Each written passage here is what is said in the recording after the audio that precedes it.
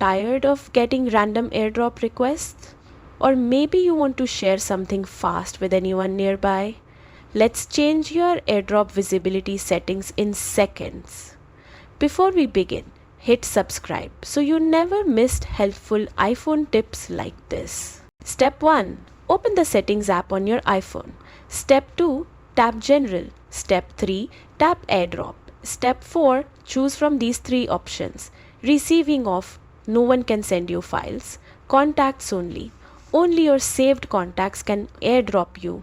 Everyone for 10 minutes. Anyone nearby can send files but only for a short time.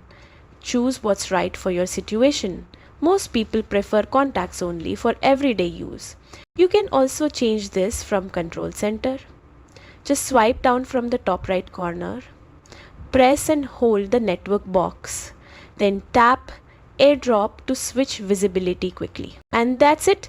Now your AirDrop is set exactly how you want, private or open depending on the moment. Hit subscribe for more quick iPhone tricks that give you more control.